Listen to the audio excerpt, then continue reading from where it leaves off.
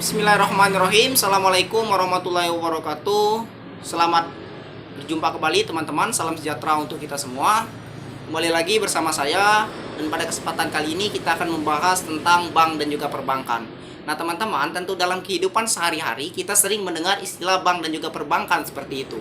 Kalau kita berbicara tentang pinjam-meminjam, kemudian berbicara tentang perkreditan, berbicara tentang simpanan, maka frame atau pemikiran orang lain akan tertuju kepada bank. Nah, kita akan bahas apa itu bank dan juga perbankan secara mendetail, teman-teman. Nah, teman-teman, sebelum kita membahas apa itu bank dan juga perbankan, mari kita mengenal terlebih dahulu asas dari perbankan. Menurut Undang-Undang Nomor 10 Tahun 98, ia terletak dalam pasal 2. Perbankan dalam melaksanakan kegiatan usahanya berasaskan kepada prinsip demokrasi ekonomi dengan menggunakan prinsip kehati-hatian. Apa yang dimaksud dengan prinsip kehati-hatian daripada bank? Saya contohkan seperti ini. Ketika teman-teman meminjam uang daripada bank, bank tidak serta-merta memberikan kemudian pinjaman kepada nasabah ataupun dalam hal ini kreditur.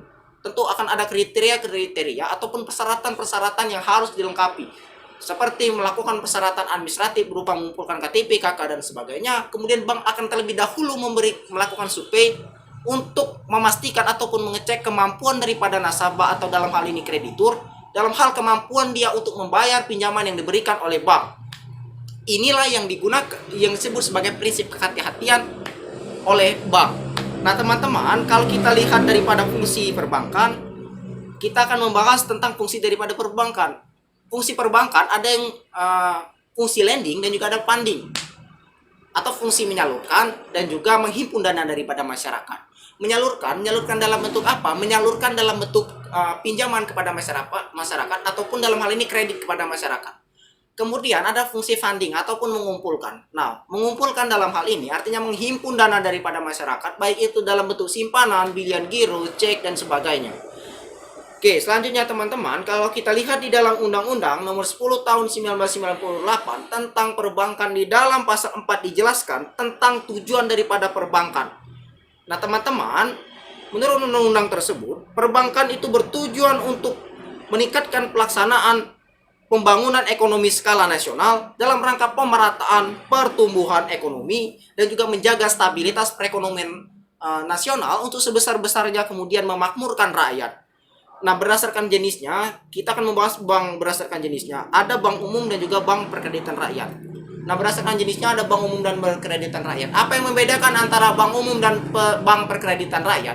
Sebenarnya tidak ada perbedaan signifikan antara kedua jenis bank ini. Hanya saja kalau kita lihat, perbedaan dari antara keduanya adalah kalau bank umum memiliki fungsi dalam hal ini, dia punya fungsi untuk menghimpun dana dalam bentuk pilihan giro, cek, kemudian dalam bentuk kripto dan sebagainya.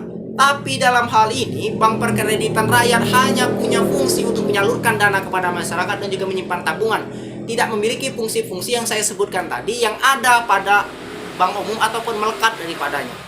Nah teman-teman, kalau kita lihat daripada jenis kepemilikan ataupun berdasarkan kepemilikan bank, ada bank milik pemerintah atau negara, bank milik pemerintah daerah, ada bank milik swasta, dan juga ada bank milik asing ataupun campuran. Teman-teman, dalam jenis perbankan kita mengenal adanya prinsip dual sistem bank atau dual sistem bank ataupun sistem bank syariah dan juga sistem bank umum.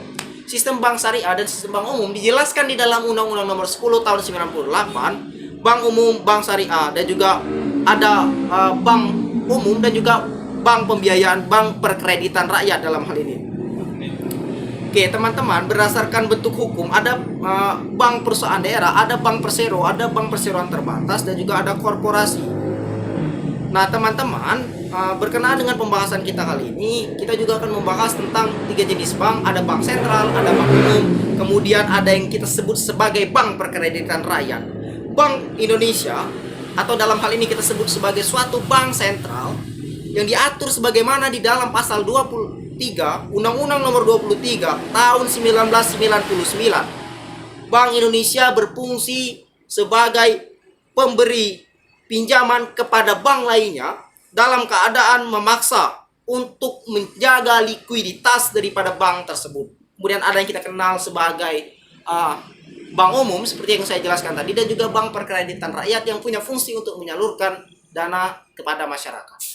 Nah, teman-teman, mungkin pada kesempatan kali ini kita hanya akan membahas hal tersebut.